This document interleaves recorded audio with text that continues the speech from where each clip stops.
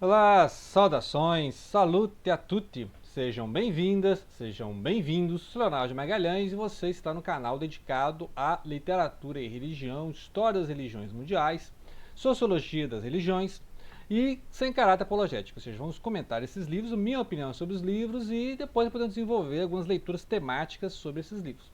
Hoje nós vamos falar um pouco sobre a análise da religião, ou da Bíblia, no caso, né, como a literatura. Né? Então tem vários autores que trabalham isso aí. Eu que estudei literatura, né, a teoria da literatura, então a gente estudou o Harold Bloom, que eu já comentei até aqui, o Jesus e Javé, a questão de quem escreveu a Bíblia, né, a J, a autora da Bíblia, que até tem uma paródia do Moacir Clean, o autor brasileiro, né, que é a mulher que escreveu a Bíblia.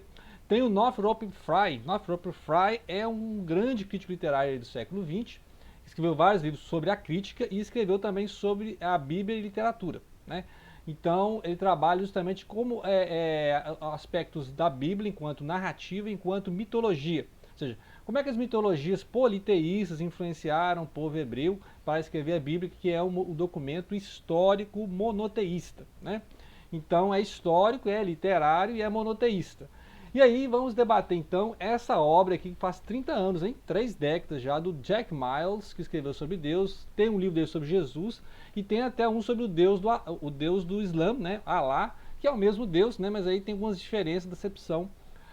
O Deus islâmico, né? Podemos dizer assim, é o mesmo Deus, né? Mas analisando os 3 livros do Jack Miles, ah, o Deus islâmico é muito próximo do Deus judaico, né? Porque não tem ideia de trindade. O Deus cristão é mais complexo.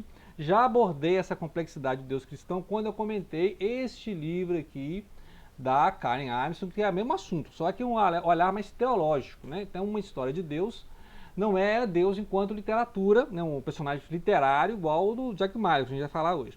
Este canal existe basicamente porque eu reli, né, li e reli esse livro aqui, então só, merece comentar.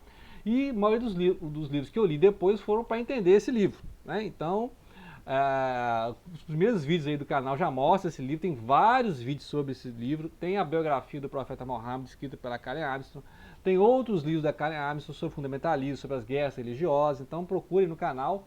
Né? Daqui a pouco eu vou criar uma playlist só da Karen Armstrong, mas como todo canal, volta e meia estou falando dela, né? Então, né? Ou seja, a razão de ser do canal é discutir esse livro, porque vai abordar essas questões aí. Para a questão da Bíblia e da história, recomendo aqui a Bíblia de Jerusalém, né? Muito boa, Bíblia de estudo, que vai discutir muita coisa que está aqui, tá? Então, se você quer um olhar mais bíblico e teológico, muita coisa que aqui é literário, né? A questão das fontes textuais da Bíblia, né? O eloísta, o javista, o deuteronomista, a sacerdotal, né? Que são vai explicar aqui, né? Ou seja, as narrativas do Gênesis, né? Da criação do ser humano, as narrativas do dilúvio, né? Tem a narrativa javista, tem a narrativa eloísta e tal. Já está discutido aqui essas fontes históricas. A deuteronomista, enquanto completando a Torá, né? Então tem aquelas as linhas textuais analisando a Torá como 4 livros iniciais, que é o Gênesis, o Êxodo, né, o Levítico e o Números, e depois, no reinado de Josias, foi encontrado então o Deuteronômio, que é um resumo dessas leis aí. Então por isso que se considera esse 5º livro. E hoje o Pentateuco, que é 5 livros, né? Os 5 livros, ou seja, o Gênesis, o Êxodo, o Levítico, o Números e o Deuteronômio, né? Então é basicamente isso aí para entender o que ele vai trabalhar aqui como Deus e essas narrativas de como é que numa cultura politeísta, né, ou seja, lá no Oriente Médio, né, os vários cultos, os vários deuses ali, na Suméria, no Egito, etc. Lembrando que o povo hebreu saiu ali com Abraão, lá da Caldeia, atravessou ali Canaã, cheio de deuses, chegou no Egito, que é cheio de deuses, né? Então, como é que esse povo conseguiu formar uma identidade monoteísta no mundo que é politeísta? Então, nas grandes questões do livro, a gente lê por isso, até porque eu li também o da Karen Armstrong por isso, né? Ou seja, como é que foi possível o desenvolvimento histórico, literário do monoteísmo no mundo politeísta? É essa a grande diferença do Deus de Abraão. E vai discutir aqui o Deus de Abraão e o Deus de Moisés, né? É o mesmo Deus, porque tem essas duas tradições, a javista e eloísta, o El Shaddai, o El Elyon, né? E aí quando a figura da sarça ardente, tem lá no Êxodo, né? Em que a voz divina se manifesta enquanto eu sou o que sou, eu serei o que serei. e fala, eu sou o Deus, né, dos patriarcas, dos seus pais, de Abraão, de Isaac, de Jacó, de Israel, né? Então, aí há uma união de dois deuses em um. Então, tem essas discussões todas aqui, que tem várias, né? Eu já vi vários canais falando assim, na verdade, o Deus da Bíblia é a junção de dois deuses. Também tem característica de Baal, que é o Deus dos exércitos, né? Então, ele vai discutir tudo isso aqui, lembrando que isso não é uma obra teológica, tá? Isso não é uma obra teológica. Quem aborda mais teologia é Karen Armstrong, tá? Karen Armstrong tem essa preocupação tanto de ler a Bíblia quanto o texto literário e também o valor teológico. Agora, esse livro de Jack Malley causou justamente sensação por isso, porque assim como hoje tem as traduções literárias da Bíblia, né? Tem pessoas que estão fazendo as traduções literárias da Bíblia e não teológicas da Bíblia. Este livro se propõe a analisar Deus como uma biografia, como de um personagem literário.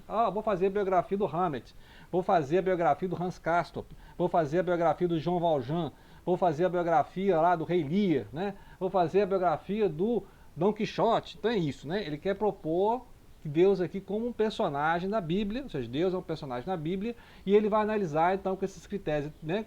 Igual do Harold Bloom, igual do Northrop Frye, né?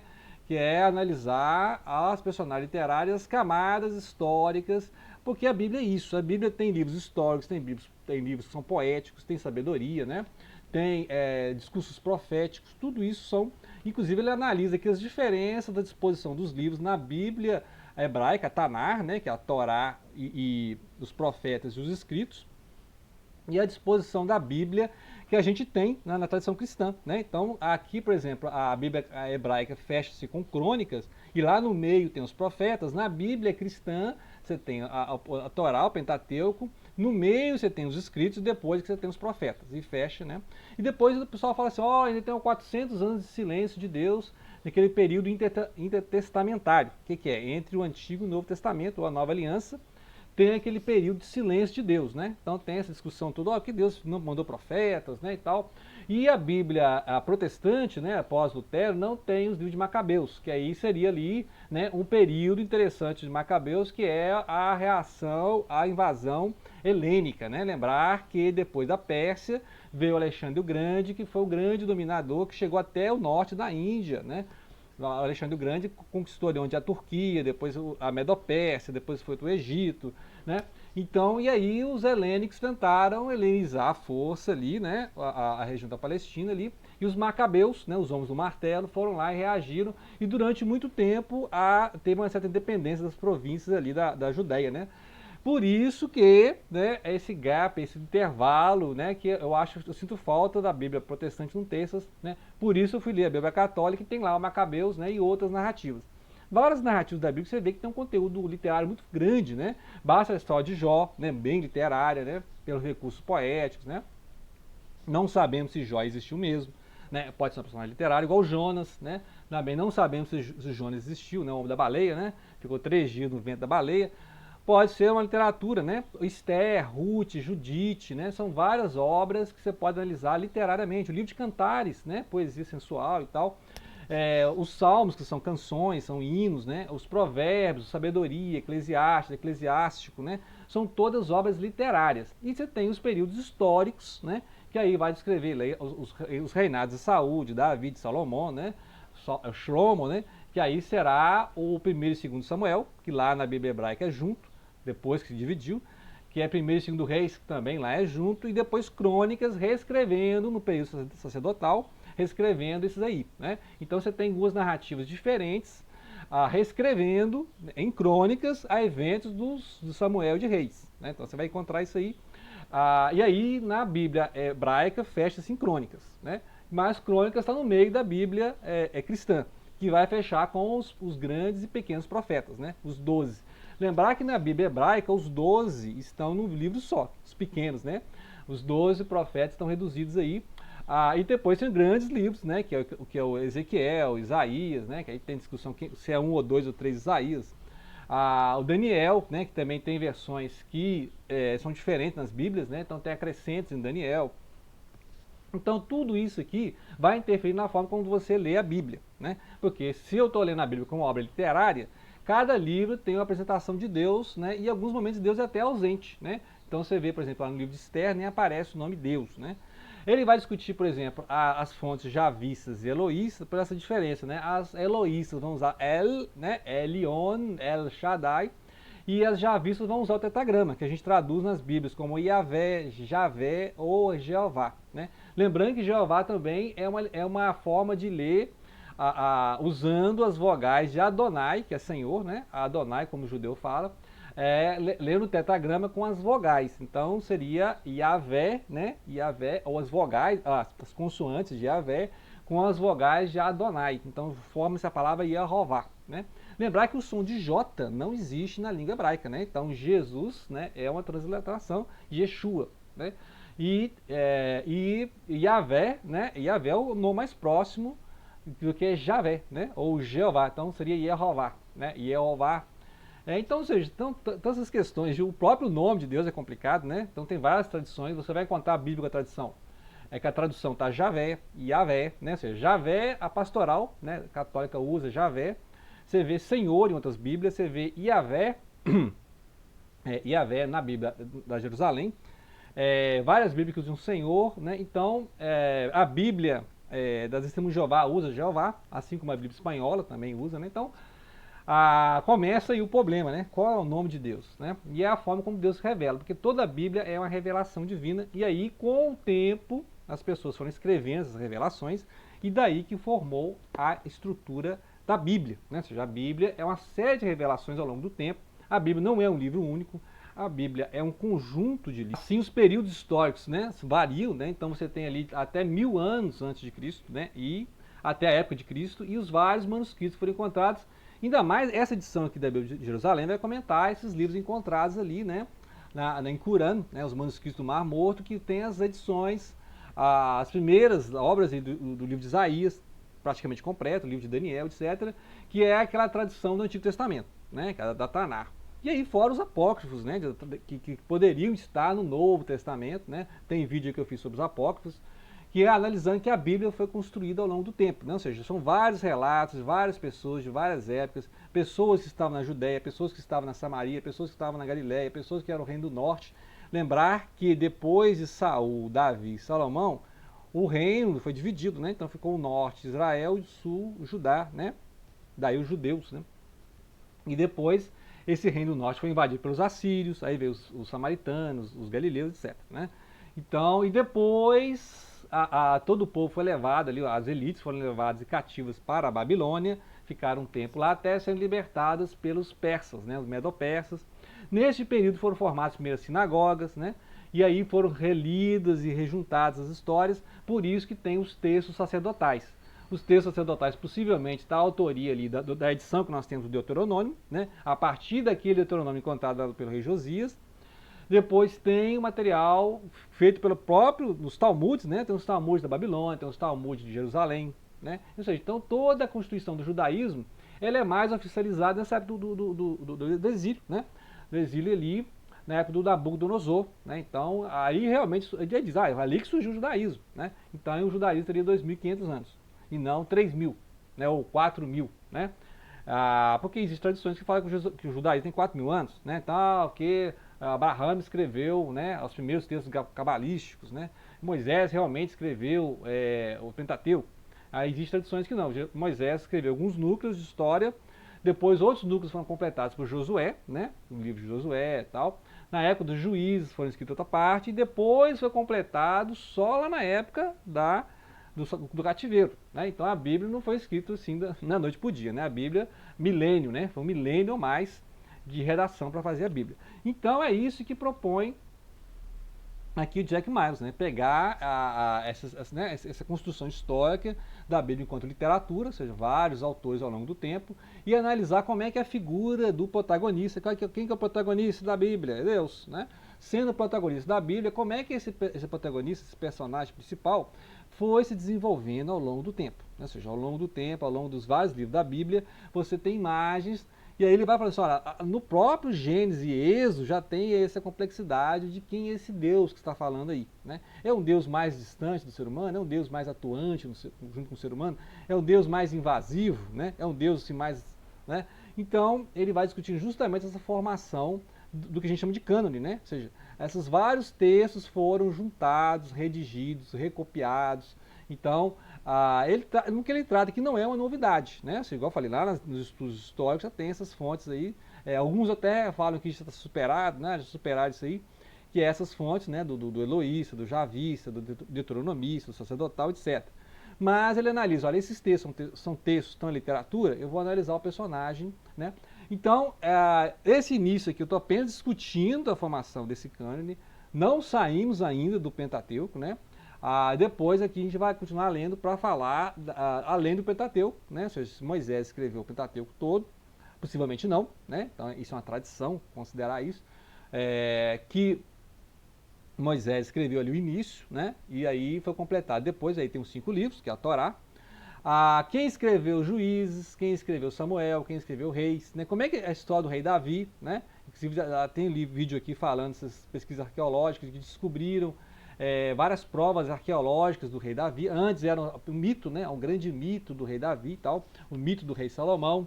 Mas existe várias possibilidades que sim, né? Tradições do rei Salomão. Todos os reis que falam na Bíblia existiram. Então, aí a análise arqueológica, né? Porque vários livros da Bíblia têm essa preocupação histórica, né? No ano do reinado do rei tal, e tal, e tal, o reinado do Nabucodonosor, o reinado do rei Ciro, do rei Dario e tal. Então tem a preocupação bíblica de mostrar datas históricas. Então por isso chamado livros históricos. Outros livros não. Por exemplo, Jó. A gente não sabe que época. Jó é da época de Abraão, Jó é da época de Moisés, Jó é depois, época de Davi. Então o livro de Jó é bem solto, né? Foi Moisés que escreveu? Então é a época dele? Não, é da época do Abraão. Algumas pessoas leem o livro de Jó como se fosse da época de Abraão, né? Então, o primeiro livro a ser escrito é o Jó, né? Então, você viu a análise complicada? Então é isso, eu acho interessante. Agora, você pode aceitar ou não essa premissa, né? Deus é um personagem literário, né? Então, para uma pessoa que estuda teologia, para uma pessoa que é guiada pela fé, vai achar meio pesado, né? Mas se você faz uma análise textual, por exemplo, eu costumei, né, igual eu falei, na teoria literária a gente lê, né, vários trechos da Bíblia como literatura, né? E durante muito tempo eu li a Bíblia como literatura até que eu tenha a minha experiência, até ter uma experiência realmente pessoal com a fé, para entender que realmente, né, aí eu estou indo para o lado da fé, né? E eu acho que, já falei várias vezes no canal aqui, que a fé é uma jornada espiritual, que com o tempo você vai acessando essa graça, né, de ter fé e de entender a Bíblia, que é mais que literatura. Mas durante muito tempo, uns 20 anos, né, trabalhando com análise literária, com crítica literária, com tradução, eu via tranquilamente a Bíblia como um construto literário, né? Vi vários trechos desse livro, né? Lá na faculdade lemos, né? O Northrop Frye, né? Que é esse crítico literário também, faz várias análises, inclusive a partir do Paradise Lost, né? Do John Milton, que inclusive nós comentamos aqui também, né? Ele teve dificuldade com os alunos que não entendiam os recursos literários da obra, né, que é uma poesia lá do século XVII, e por faltar a leitura da Bíblia, né? Então os alunos não tinham essa consciência da Bíblia. Ele não está falando assim, vocês têm que ler para crer, mas vocês têm dificuldade de entender os símbolos, as metáforas, né? As mitologias, aí no bom sentido, né? Mitologia no sentido de que tem os arquétipos desses povos, que aí não é que a Bíblia copiou esses povos, né? A Bíblia está em diálogo com esses povos. Então, no surgimento do monoteísmo, os povos monoteístas, né? No caso aqui os hebreus, estavam em contato com esses povos politeístas e precisaram adaptar. Por isso que tem a narrativa do dilúvio, que absorveu a narrativa do dilúvio dos sumérios, né? Aí tem a narrativa do dilúvio ali dos egípcios, dos gregos, dos indianos, né? Ou seja, não é que a Bíblia copiou os outros mitos, mas a Bíblia estava no meio desses mitos, né? Então você tem na construção do Deus único, a adaptação de vários mitos, porque o Deus único ele é o Deus da bondade, o Deus da severidade, o Deus do julgamento, o Deus da construção, o Deus da destruição, enquanto que os outros povos politeístas tinham vários deuses, cada deus é de uma coisa. Mas quando surge a ideia de um Deus único, né, então ele tem todas essas características, ele fica oscilando entre a misericórdia e o julgamento, entre a bondade e a severidade, né? Então nós vamos discutir isso mais nos próximos vídeos sobre esse livro, discutindo essas oscilações do Deus bíblico, né? Ora na bondade, ora na severidade, ora na misericórdia, ora no julgamento, né? Que é essa oscilação, porque é um Deus único, né? Um Deus único não é uma quantidade de deuses que estão em batalha uns com os outros, né? Aí ele fala assim, então Deus está em batalha consigo mesmo. né? Porque Deus precisa de um tempo, precisa ali de um equilíbrio, né? Entre esses polos de amor e de julgamento, né? Então ele é o pai amoroso e é o pai severo, né? Ok? Então, né? Ou seja, já tem 20 minutos que eu estou falando aqui e eu só comecei o assunto, ok? Grato pela atenção e não deixem de compartilhar.